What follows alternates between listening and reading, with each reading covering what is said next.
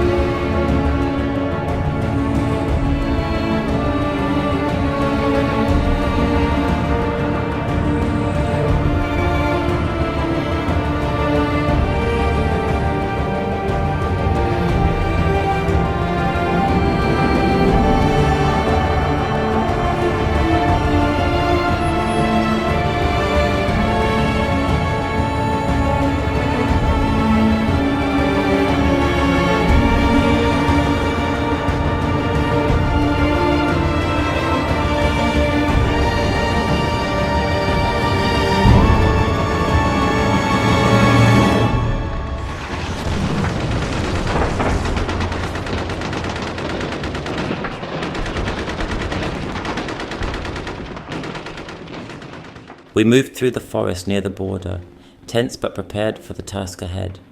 Our commanders told us this would be a quick, decisive victory. The vast flat land before us was supposed to give way to a weak and unprepared enemy. The sun had barely risen when the thunder of artillery began. We knew it was time. At 3:15 a.m. we crossed the Soviet border. I can still recall the silence before the noise. The whole front exploded at once, artillery batteries pounding Soviet positions relentlessly.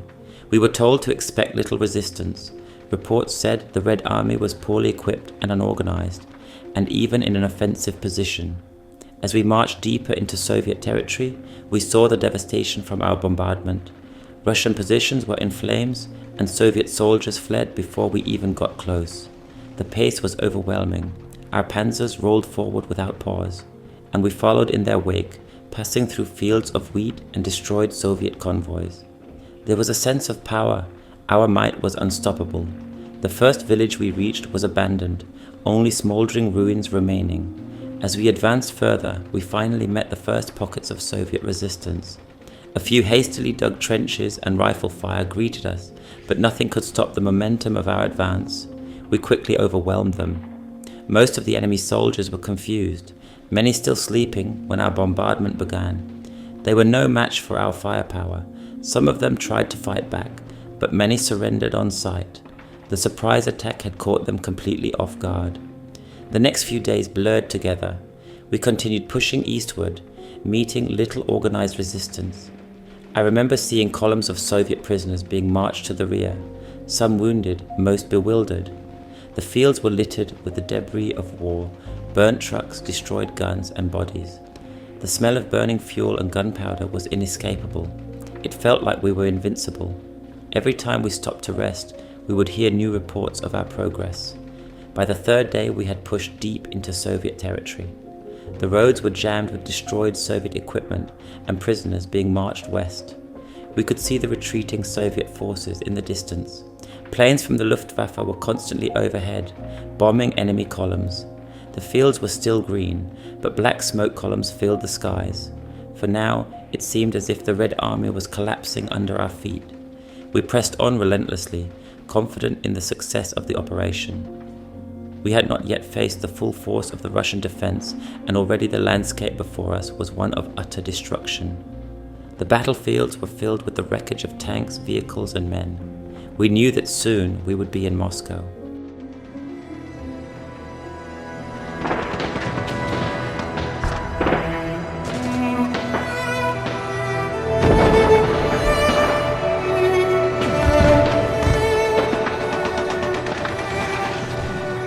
In the final moments before dawn on the 22nd of June 1941, as the last minutes of the shortest night of the year ticked away, a devastating storm of shellfire from thousands of German artillery pieces shattered the eerie calm along a 1,800 kilometre front. The thunderous barrage illuminated the darkness, mingling with the red blaze of explosives and heralding a new, terrifying dawn. 30 Luftwaffe bombers, manned by elite crews and flying in deadly trios, unleashed destruction upon Soviet airfields and cities. Within moments from Memel on the Baltic Sea to the Prut River in the south, 3.5 million German soldiers surged forward, initiating the most massive military offensive the German army had ever undertaken. Operation Barbarossa had begun. The Germans achieved total tactical surprise, annihilating Soviet border defences within hours.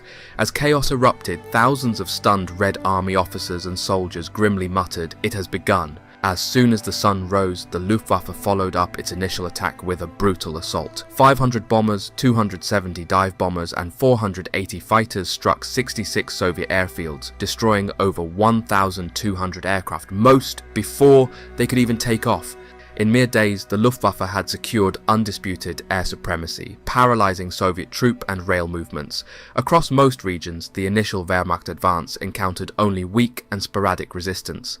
German assault troops overran many border posts before the NKVD border guards could even muster a defence.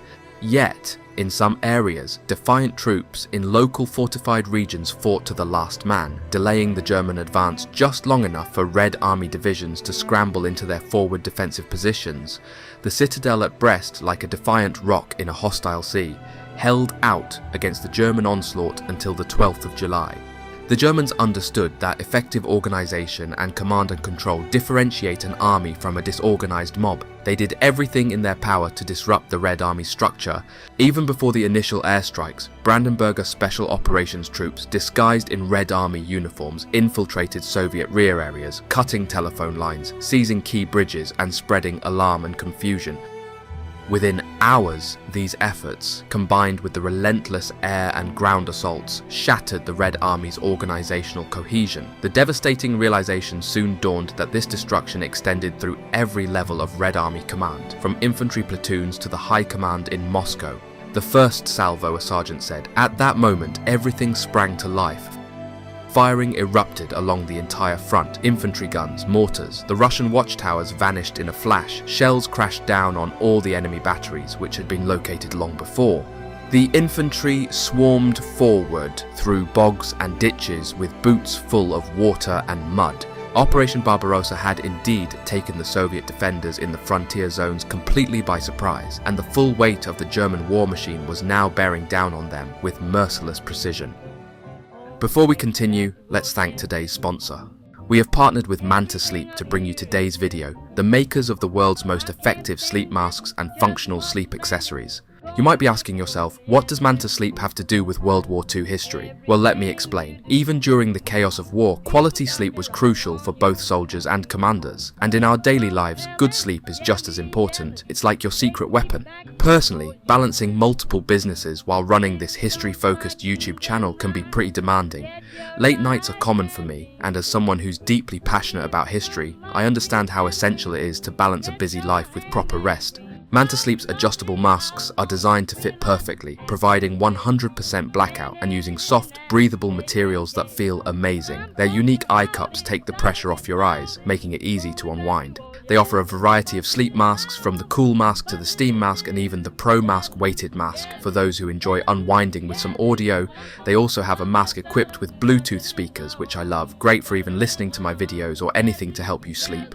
I can't thank Manta Sleep enough for sponsoring today's video. Be sure to check them out using the link in the description, and don't forget to use the code Historyatwar to save 10% on your purchase. Investing in quality sleep is truly life-changing.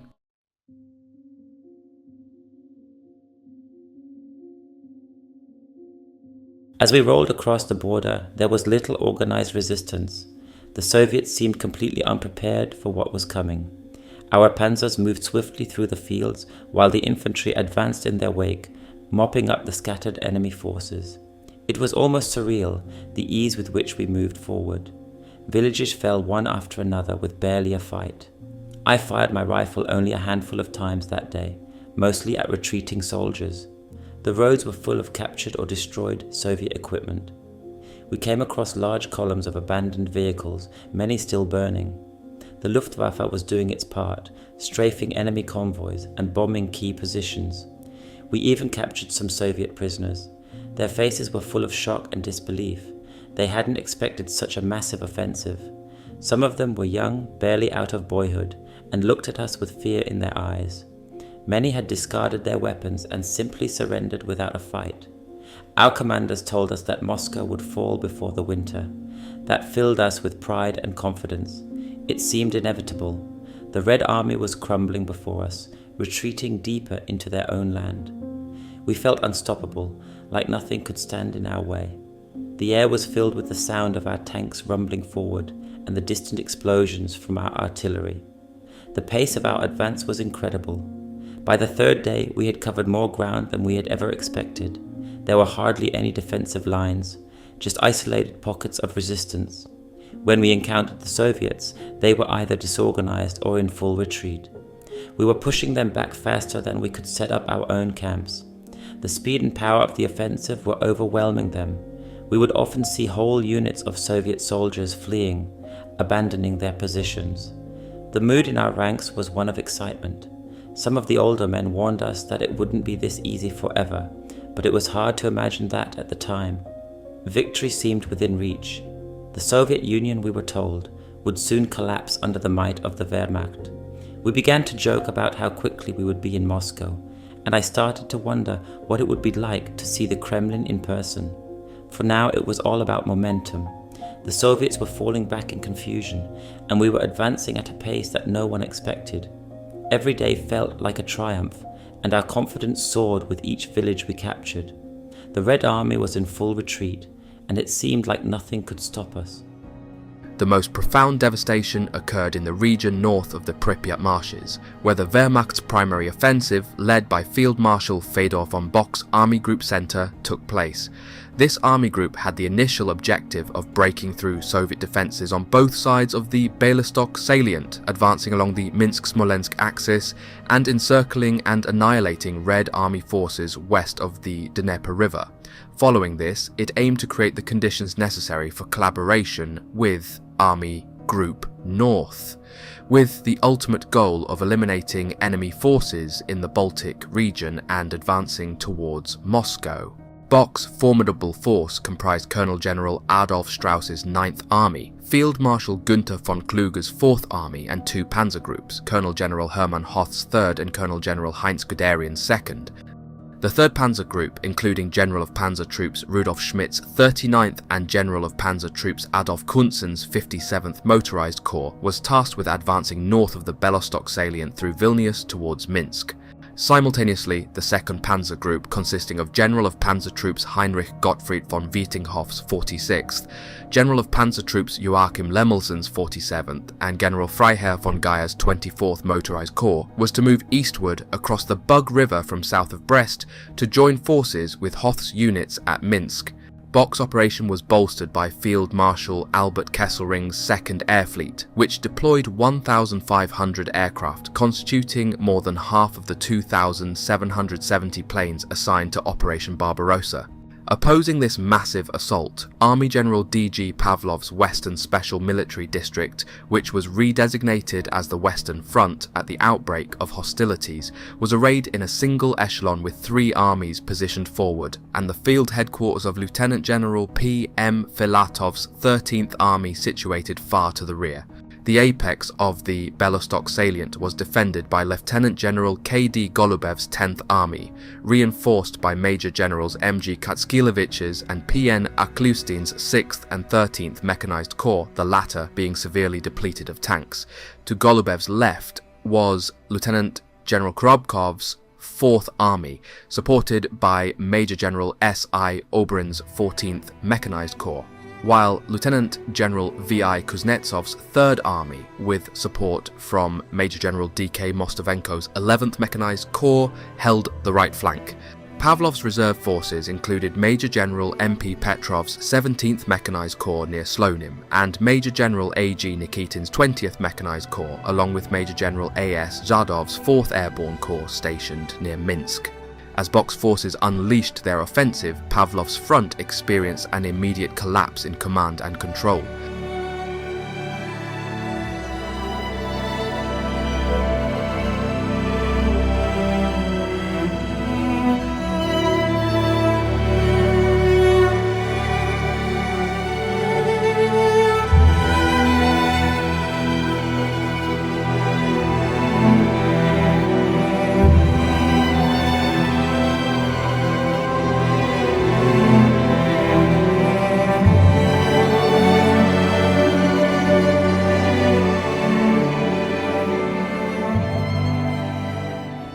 headquarters of Korobkov's 4th Army failed to establish reliable communication with both superior and subordinate commands.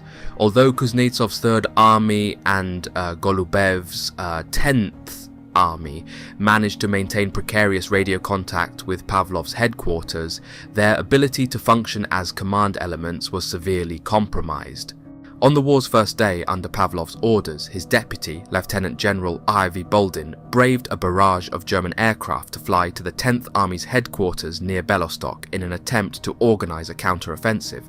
However, Golubev's headquarters, consisting of just 2 tents in a small wood beside an airstrip, struggled to coordinate a response amid destroyed telecommunication lines, relentless radio interference, and overwhelming confusion. Despite his efforts, Golubev's attempts to launch a counterattack proved futile. While Army Group Center wreaked havoc on Pavlov's western front, Field Marshal Ritter von Lieb's Army Group North mirrored Bock's achievements, advancing through the Baltic republics towards Leningrad with the mission of destroying Soviet forces in the region and capturing the city. Von Lieb's forces were linking up with Finnish forces near Lake Ladoga. His army group comprised the 18th and 16th Armies and the 4th Panzer Group, totaling 6 Army Corps and 2 motorized corps, supported by 3 security divisions and an Army Corps in reserve. Colonel General Erich Höppner's 4th Panzer Group, with Colonel Generals Hans Reinhardt's and Erich von Manstein's 41st and 56th Motorized Corps, was designated to lead the Army Group's advance, while Colonel Generals Georg von Küchler's and Ernst Busch's 18th and 16th Armies were to advance on the flanks and in the wake of the Panzers. Lieb also kept the 23rd Army Corps in reserve, with the L Army Corps available as a reserve from the Army High Command OKH. These forces were central to initiating the battle for Leningrad. Opposing Lieb was Colonel General F. Kuznetsov's Baltic Special Military District, which was renamed the Northwestern Front at the start of the war, tasked with defending the northwestern axis and the approaches to Leningrad. Kuznetsov's front, the weakest of the 3 Soviet fronts along the western border, consisted of 3 armies and 2 mechanized corps. His first echelon included Lieutenant Generals P.P. Sobenikov's 8th Army and V.I. Morozov's 11th Army, supported by Major Generals A.V. Kirkin's and N.M. Shestopolov's 3rd and 12th Mechanized Corps. The second echelon was formed by Major General M.E. Berzerin's 27th Army. Although formidable on paper, Kuznetsov's forces were hampered by the same deficiencies that plagued the entire Red Army on the eve of war. They were only partially reorganized, inadequately trained, and insufficiently equipped. Compounding these issues, Stalin's orders prevented full mobilization and proper defensive preparation, leading to the rapid collapse of Kuznetsov's defenses and transforming the approaches to Leningrad into a war zone within weeks. Lieb's forces launched their assault on June 22nd, quickly overwhelming the thinly manned Soviet defenses and plunging deep into Soviet territory, disrupting Soviet defense plans and spreading chaos among the Red Army ranks. Kuznetsov attempted to implement his defense plan, but the ferocity and speed of the German attack rendered his efforts disjointed and ineffective. After failed counterattacks with his 3rd and 12th Mechanized Corps, Kuznetsov's 2 shattered armies retreated in disarray toward the western Dvina River on June 25th. The newly established Soviet Stavka High Command urgently tried to re-establish a defensive line, ordering Kuznetsov to hold the western Dvina with his battered 8th and 11th Armies, reinforced by the fresh 27th and 22nd Armies and the 21st Mechanized Corps. However, when the 27th Army failed to secure its defensive position in time, Manstein's LVI Panzer Corps captured a bridgehead over the river on June 26th. Deprived of this critical defensive barrier, Kuznetsov was forced to pull his 8th Army northward toward Estonia and his 11th and 27th Armies eastward, leaving the approaches to Leningrad from Pskov and Ostrov undefended. As the situation deteriorated, the Stavka, recognizing the impending disaster, replaced Kuznetsov with Lieutenant General P.P. Sobenikov, formerly the commander of the 8th Army, on June 30th. Lieutenant General Ivanov was appointed to replace Sobenikov in command of the 8th Army, and Lieutenant General Vatutin, the deputy chief of the General Staff who had been instrumental in preparing pre-war Soviet defense plans, was assigned as Sobenikov's chief of staff, effective July 4th. Vatatin's orders were to restore order to the front at all costs and resist the German advance. Meanwhile, the OKH directed Lieb to continue advancing through Pskov toward Leningrad and Lake Ladoga to besiege the city. Hübner's 4th Panzer Group was ordered to push north or northeast from Pskov, while Kuchler's and Busch's infantry cleared Soviet forces from Estonia and the Baltic coast, protecting the army group's right flank against any attacks from Neville. Later that day, the OKH expanded Hübner's objectives to include the area between Veliki Luki and Lake Ilmen, but instructed him not to advance further without specific authorization. Hübner's Panzer Group moved out from the Dvina River on July 2nd, Reinhardt's 41st Panzer Corps captured Ostrov on July 4th and Pskov on July 8th, crushing Soviet defences along the Stalin Line and entering the Leningrad Oblast.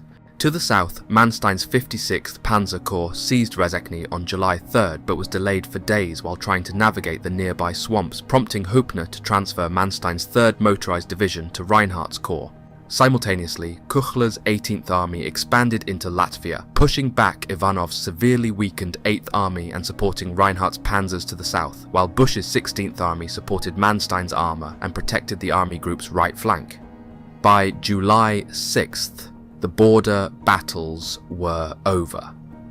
Lieb's army group, with Hübner's panzers leading the way, had preempted Stavka's mobilization and defense plans, decisively defeating Kuznetsov's northwestern front and advancing northeast through the Stalin Line. The first 3 weeks of intense combat along the northwestern axis were disastrous for Kuznetsov's front. Lieb's army group had advanced 450 kilometers, 270 miles, and captured much of the Soviet Union's Baltic republics. During this period, Kuznetsov's front suffered the loss of 90,000 soldiers, over 1,000 tanks, 4,000 guns and mortars, and more than 1,000 combat aircraft. Even more damaging was the failure to establish any credible defences, leaving Lieb's forces in a position to threaten Lieutenant General M.M. Popov's Northern Front, formerly the Leningrad Military District, whose forces were primarily engaged in defending against a Finnish attack from the north. The Popov and his military council recognised the gravity of the situation, and on June 25th they decided to erect new defences along the Luga River south of Leningrad. However, these defences could only be manned by scratch forces hastily transferred from other fronts. In Ukraine, beginning on June 22nd, German Army Group South, under the command of Field Marshal Gerd von Rundstedt, faced less immediate success compared to their counterparts to the north. The Western Bug River, running along much of the border in this region, delayed the initial German assault and gave the NKVD and Red Army troops precious time to respond. Furthermore, Colonel General M.P. Kaponos, the commander of the Southwestern Front, had maintained closer communication with border guards in the days leading up to the invasion, allowing him to smoothly transition his forces through various stages of alert. Owing to pre-war Soviet beliefs that any German attack would focus on Ukraine, Kaponos had a relatively abundant supply of mechanized formations to counter the German 1st Panzer Group. Although these mechanized corps were neither fully equipped nor fully trained, they performed significantly better than their counterparts on the Western Front. Rundstedt's mission was to penetrate deep into Ukraine from both southern Poland and Romania, destroy Soviet forces in western Ukraine and Galicia, capture bridgeheads over the Dnieper River at and south of Kiev, and prepare for subsequent operations either to the east, towards Rostov and Stalingrad, or to the northeast, towards Kharkov and Voronezh. His army group was divided into 2 distinct forces, separated by a 330-kilometre, 198-mile gap. The main group, attacking from southern Poland, included Field Marshal Walter von Reichenau's 6th Army, Lieutenant General Karl Heinrich von Stülpnagel's 17th Army, and Colonel General Ewald von Kleist's 1st Panzer Group. Rundstedt's southern thrust into Ukraine was spearheaded by a powerful armoured force designed to execute a deep penetration towards Kiev. The main attacking force, comprising 7 Army Corps and 3 motorised corps, was positioned to attack directly eastward, both north and south of Lviv, with the strategic objective of seizing Kiev. Rundstedt also aimed to encircle substantial Soviet forces southwest of Kiev using the combined strength of Kleist's advancing armour and the formations of the 17th Army.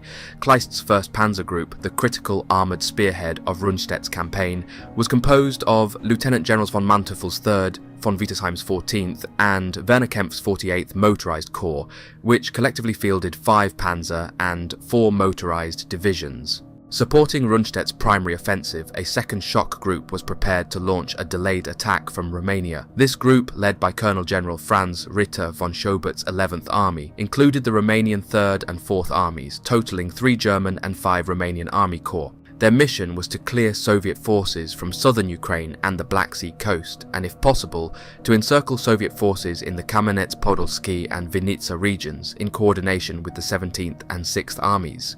Initially, Rundstedt's force was bolstered by a reserve consisting of 1 infantry and 3 security divisions, with additional air support provided by Colonel General Alexander Löhr's 4th Air Fleet, totaling 750 aircraft. Kirponos's mechanised contingent, the strongest in the Western Soviet Union, allowed him to allocate 6 mechanised corps to his forward armies, with 2 corps supporting each of the armies defending along the key German axes north and south of Lviv. Major Generals Rokossovsky's and Kondrusev's 9th and 22nd Mechanised Corps supported Potapov's 5th Army, while Major Generals Vlasov's and Karpezov's 4th and 15th Mechanised Corps supported Muzichenko's 6th Army. Additionally, Komdiv Sokolov's 16th Mechanized Corps reinforced Kostenko's 26th Army, and Lieutenant General D.I. Ryabishev's 8th Mechanized Corps backed Ponedelin's 12th Army. Kaponos's forces also had significant reserves, including Major Generals Feklenko's and Yistiakov's 19th and 24th Mechanized Corps, and Lieutenant Generals Lukin's and Konev's 16th and 19th Armies, though these armies were still moving forward to the Dnieper River line on June 22nd as part of the Stavka Reserve. The German assault began early on June 22nd, with Kleist's 1st Panzer Group making a rapid eastward advance across the western Bug River, tearing through the forward positions of Potapov's 5th Army, closely followed by the infantry of Reichenau's 6th Army. At this point, General Kirponos received Directive Number 3 on the night of June 22nd to 23rd, ordering a counter-offensive. However, his units were still assembling, with some garrisons located as far as 400 kilometers, 240 miles, away, forcing them to move forward under relentless German air attacks. Nevertheless, Kirponos was determined to execute the major counterstroke mandated by the directive, bolstered by the presence of Stalin's envoy, Zhukov, who had been dispatched to oversee the operation on site. Unfortunately, the situation compelled Kirponos to commit his forces piecemeal, resulting in a series of disjointed and uncoordinated attacks on the flanks of the German penetration. Initially, Kirponos ordered the 22nd and 15th Mechanized Corps to strike the northern and southern flanks of the German advance, hoping to restore the border defences. However, by late June 23rd, the 15th Mechanized Corps under Karpezov could only field a small forward detachment from the 10th Tank Division into combat. This weak response allowed the German 11th Panzer Division to penetrate 60 kilometers, 24 miles, into Soviet defences, reaching Beresteshko. The following day, the 215th Motorised and 19th Tank Divisions from Kondrusev's 22nd Mechanized Corps finally engaged the German 3rd Motorised Corps 13th and 14th Panzer Divisions east of Vladimir Volinsky. Despite intense fighting, which saw severe Soviet losses, including the deaths of Kondrusev and all the regimental commanders of the 19th Tank Division, the Germans pressed forward, reaching the outskirts of Lutsk on the Styr River. Karpezov's 15th Mechanized Corps also failed to stop the 11th Panzer Division, which advanced another 30 kilometers, 18 miles, leaving the 297th Infantry Division to protect its flanks and rear. By June 26th, Kleist's Panzer Group was in an ideal position to launch a pursuit through Rovno to Kiev, the industrial and political centre of Ukraine. However, by this time, Kirponos had managed to assemble enough forces to mount a coordinated counteroffensive, though the 3 Rifle Corps intended to participate had not yet arrived. Under Zhukov's direction, Kirponos ordered Rokossovsky's 9th and Feklenko's 19th Mechanized Corps, still deploying westward from Rovno without their motorized divisions, to attack the forward German positions between Lutsk and Dubno. Potapov, commanding the 5th Army, took direct control of these two corps. In the south, Kirponos instructed Major General R.N. Morganov, his chief of armoured forces, to coordinate an assault by Carpezo's 15th and Ryabishev's 8th Mechanized Corps toward Dubno, targeting the Germans' right flank. Despite providing adequate air support, the inexperience of Potapov's staff hampered coordination efforts. Compounding the challenges, confusing orders from Zhukov and Kirponos dispersed Vlasov's powerful 4th Mechanized Corps, preventing it from effectively supporting the 8th Mechanized Corps' assault. Despite these setbacks, the counteroffensive north and south of Dubno commenced on June 26th, resulting in a massive tank battle involving over 2,000 tanks across a 70-kilometre front. Initially, the 8th and 15th Mechanized Corps struck the German 57th Infantry Division on its flank, forcing it to retreat 10 kilometres. However, that night, Zhukov ordered Ryabishev's 8th Corps to advance towards Dubno, directly into positions held by the 16th Panzer Division, which was following closely behind the 11th Panzer Division. On June 27th, a mobile group led by Colonel Vasilev's 34th Tank Division attempted to break through, but German air, artillery and armour overwhelmed and severely damaged the divided Soviet forces. It wasn't until July 1st that the remnants of the 8th Mechanized Corps managed to break out and retreat eastward. Meanwhile, Carpezo's 15th Mechanized Corps was again thwarted by air attacks and difficult terrain, achieving little in the way of progress. To the north, the 40th and 43rd Tank Divisions of Feklenko's 19th Mechanized Corps also attempted to advance on June 26th, but were met with equally formidable resistance from the Germans, further complicating the Soviet efforts to halt the advance on Kiev. As the German 13th and 11th Panzer Divisions pressed their assault, they collided with the Soviet 40th and 43rd Tank Divisions, pushing them back toward Rovno. Meanwhile, further south, Rokossovsky, commander of the 9th Mechanized Corps, faced the grim reality of the battlefield. Limited visibility and outdated equipment made the counteroffensive seem futile. Nonetheless, adhering to Zhukov's directive, Rokossovsky launched an attack on June 27th. The results were disastrous. He lost contact with Feklenko's corps and suffered heavy losses, particularly among his obsolete light tanks.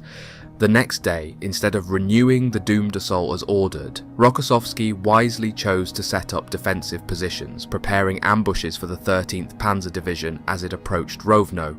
For the first time in the war, German forces encountered concentrated Soviet artillery fire, which inflicted severe casualties. Despite 2 days of intense German air and ground assaults, Rokossovsky was ultimately ordered to withdraw. This fierce, though costly, Soviet counteroffensive managed to delay Army Group South for at least a week, a delay that would later influence Hitler's decision to divert part of Army Group Center away from Moscow to secure Ukraine.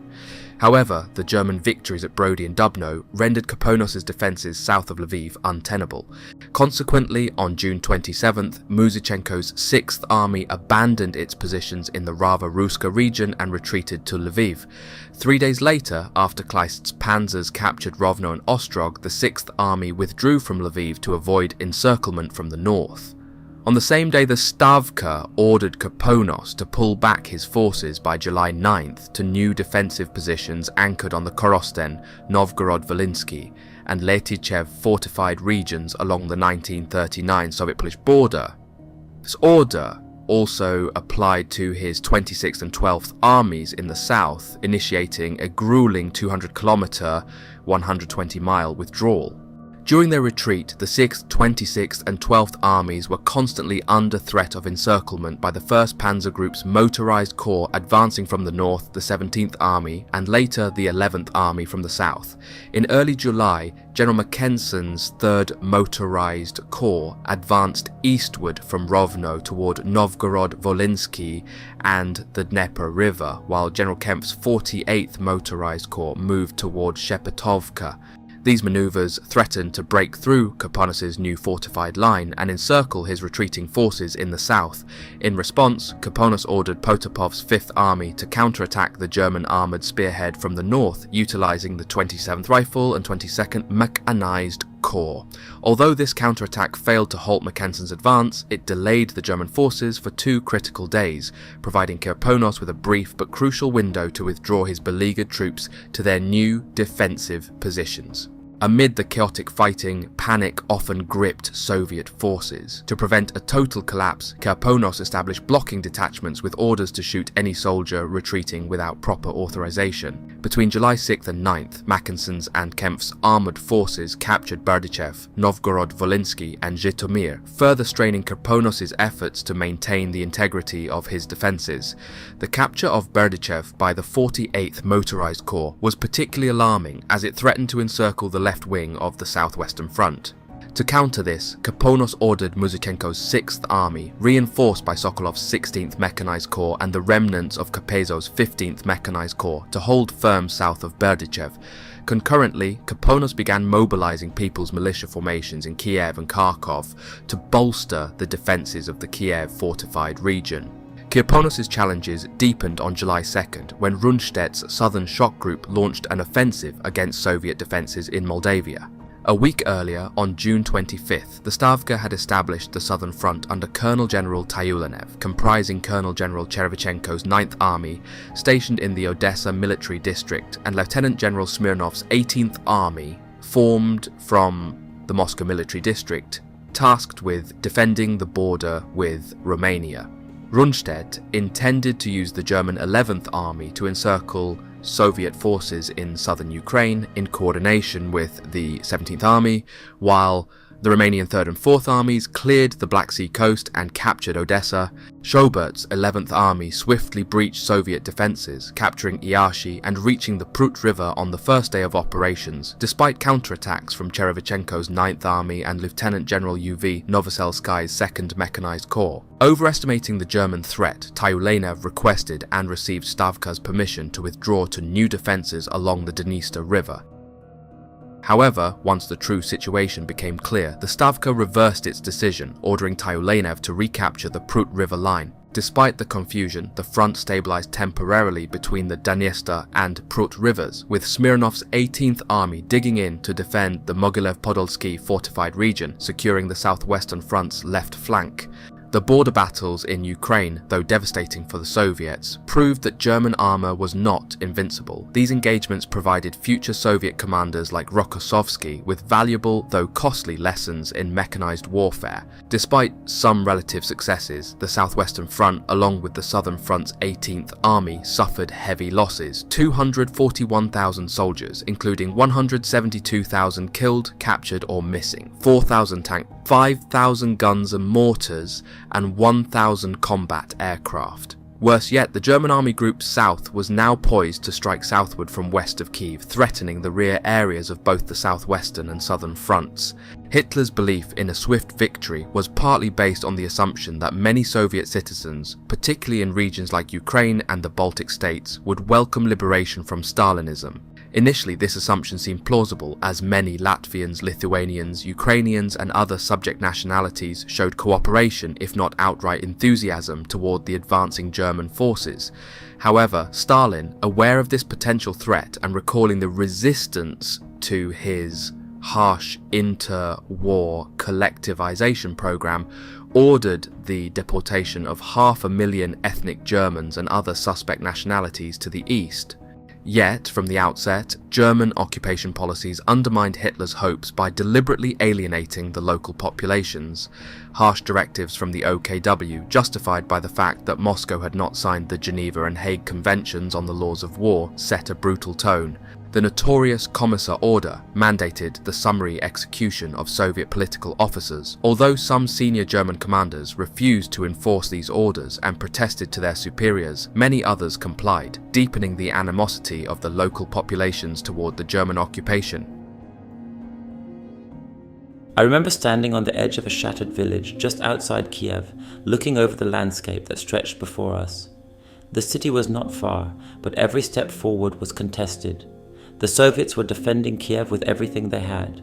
It was a brutal fight, unlike anything we had experienced in the first weeks of the invasion. The Luftwaffe had been hammering Soviet positions, and we had advanced in an almost continuous barrage of artillery fire.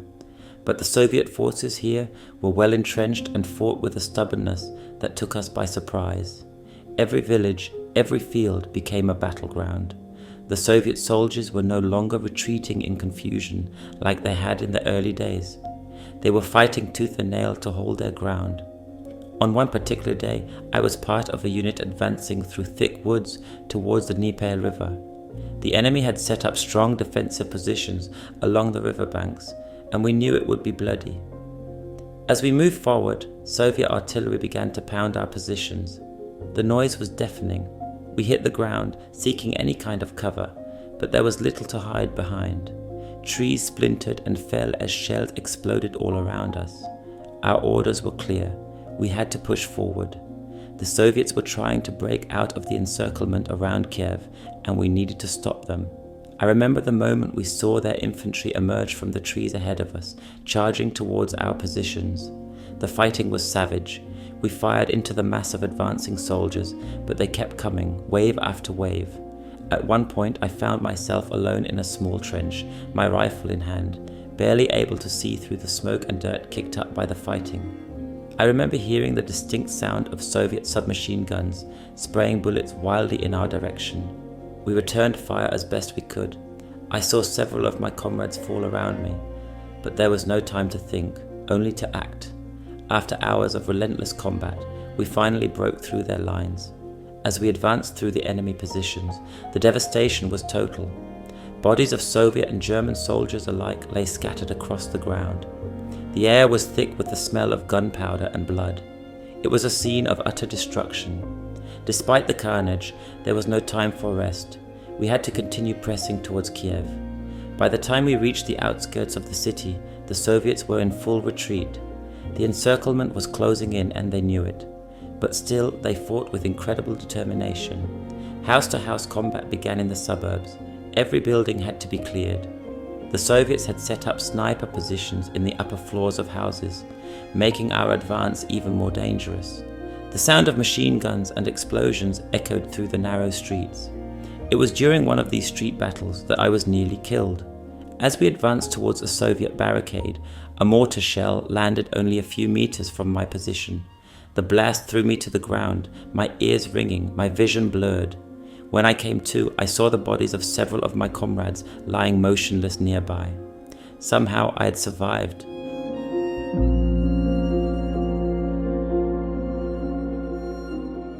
In September 1941, the German Wehrmacht stood at what seemed to be the pinnacle of its success in Operation Barbarossa. The stunning victory at Kiev had led to the capture of 665,000 Soviet soldiers, along with vast amounts of equipment and resources.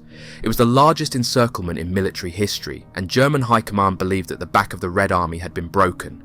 The German advance through the Soviet Union had been swift and brutal, with major cities like Minsk, Smolensk, and now Kiev falling into their hands. Hitler and many in the German high command were convinced that the war in the East was nearly won, and that the Soviet Union was on the verge of collapse. The next goal was the Soviet capital itself, Moscow. However, in the weeks that followed the victory at Kiev, the tide of the war began to turn in ways both strategic and natural. One of the most critical moments came when Hitler made the fateful decision to delay the direct thrust toward Moscow. Rather than concentrating all available forces for a final push on the Soviet capital, Hitler insisted on diverting significant resources southward to secure the Crimea and the industrial and agricultural riches of Ukraine. He wanted to solidify control over the region's vast grain and oil fields, which he believed would ensure Germany's economic survival in the long war. This delay proved costly. The time spent consolidating in the south allowed the Soviets to regroup, particularly around Moscow, where fresh reinforcements from Siberia began to pour in, bolstering the city's defences. When the Germans finally launched Operation Typhoon, their long-awaited offensive on Moscow in early October 1941, the campaign initially looked like another triumph. Heinz Guderian's panzer armies led the charge, breaking through Soviet lines and encircling tens of thousands of Soviet troops in Vyazma and Bryansk. As German tanks sped towards Moscow, the mood within the Wehrmacht was one of optimism. Many German officers believed that Moscow, and with it the Soviet Union, would fall before the onset of winter. The Soviets appeared to be retreating in disarray, and German soldiers advanced through the Russian plains with the expectation that the war would be over in weeks. But the German advance was about to face its most formidable challenges yet, not from the Red Army alone, but from the brutal Russian winter and the logistical strain of such a deep offensive. The first sign of trouble was the onset of the Rasputitsa, the notorious Russian autumn rains that turned the roads into rivers of mud. German tanks and supply trucks became bogged down, unable to move forward with any speed. The supply lines, already stretched thin by the sheer distance the Germans had covered, began to break down. The men at the front found themselves short on food, ammunition, and, above all, winter clothing. Many of them had been told they would be in Moscow before the winter, and so they were ill prepared for the coming cold. By mid-November, the rain turned to snow, and temperatures plummeted.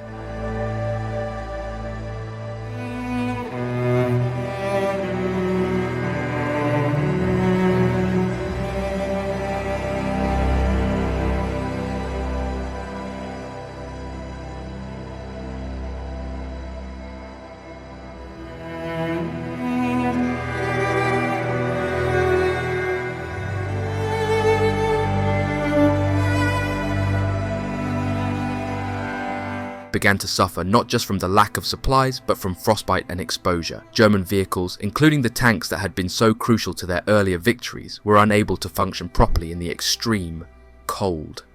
Engines froze, and lubricants became useless. Meanwhile, the Soviets, who were better equipped for winter warfare, began to use the weather to their advantage. As the Germans struggled in the cold, the Soviet Union was far from defeated. In fact, Stalin had been preparing for the defense of Moscow for months, moving factories east of the Ural Mountains and building up fresh reserves of troops. Many of these reinforcements came from Siberia, where they had been stationed to guard against a possible Japanese invasion. However, when it became clear that Japan was focusing on the Pacific and would not attack the Soviet Union, Stalin redeployed these seasoned, well-equipped troops to the Western Front. These Siberian divisions were used to fighting in extreme cold, and their arrival in Moscow gave the Soviet defenders a significant boost. By early December, the German advance had ground to a halt just miles from Moscow. The Wehrmacht had taken tremendous casualties in the drive towards the city, and the men at the front were exhausted, frozen, and demoralized. Despite their proximity to the Soviet capital, they could go no further. Then, on December 5th, 1941, the Red Army launched a massive counter-offensive. Under the command of General Georgy Zhukov, Soviet forces struck back at the Germans with surprising strength and coordination. The fresh Siberian divisions played a crucial role in this counterattack, pushing the Germans back from the gates of Moscow. The Red Army, though battered, had grown in confidence and effectiveness, and the German troops, already weakened by the winter, were forced into a retreat. This was the first major defeat for the Wehrmacht on the Eastern Front. The retreat from Moscow marked the end of the German dream of a quick victory over the Soviet Union. It also revealed significant weaknesses in the German war machine. The logistical difficulties of supplying an army so far from home, compounded by the severe winter conditions, had crippled their ability to maintain the offensive. Moreover, the German High Command had underestimated the resilience and capacity of the Soviet Union. They had assumed that the capture of major cities and the destruction of large Soviet armies would be enough to force Stalin to the negotiating table. Instead, the Soviet Union had not only survived but had shown it was capable of regrouping and launching large-scale counterattacks. For the German soldiers on the front lines, the realities of the Eastern Front were becoming painfully clear. Men like Guderian, who had been so confident in the summer, now saw the limits of blitzkrieg in such vast hostile terrain. As the front lines shifted back, thousands of German soldiers fell victim to frostbite, exhaustion, and Soviet counterattacks. Those who survived the brutal winter of 1941 to 1942 would face a new kind of war in the East, one that was no longer about quick victories and swift advances, but about survival in the face of a determined and increasingly effective enemy. The failure at Moscow marked a turning point in the war on the Eastern Front, as it became evident that the Soviet Union would not collapse under German pressure. Instead, the Germans would find themselves locked in a brutal, grinding war of attrition, fighting not only the Red Army, but the unforgiving Russian winter, which had historically been the undoing of many armies before them. And this would result in the end of Operation Barbarossa.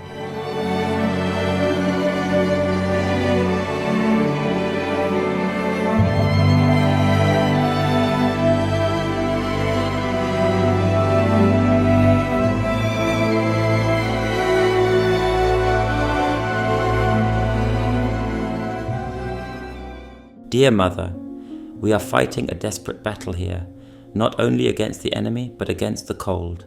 The Russian winter is unlike anything we could have imagined. Our uniforms offer little protection, and many of us are suffering from frostbite. The nights are the worst. We huddle together to try and keep warm, but it's never enough. The snow is so deep that moving equipment is nearly impossible. We have lost many men, not only to the Russians but to the cold. The Russians seem almost unaffected by the cold. They appear out of nowhere in the snowstorms and attack us when we are weakest.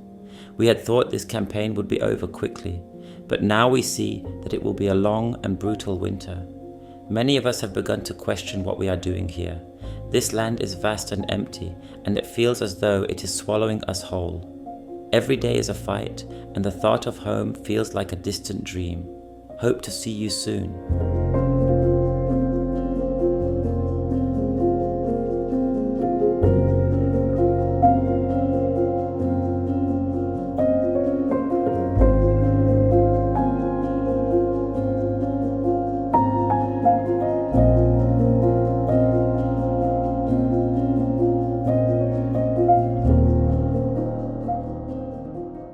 Little did they know, the next 4 years would be marked by relentless struggle and unimaginable horrors, brutality on a scale never before seen in recorded warfare. For some, it would be the end, but for many, the war was only just beginning. And with that, we bring our video to a close. I'm incredibly grateful that you stayed with me until the end. Thank you so much for your continued support, and a special thanks to my amazing patrons. You can find links to my Patreon and Instagram below for more exclusive content. I truly hope you learned something new along the way. As always, I'll see you on the next adventure. Goodbye for now.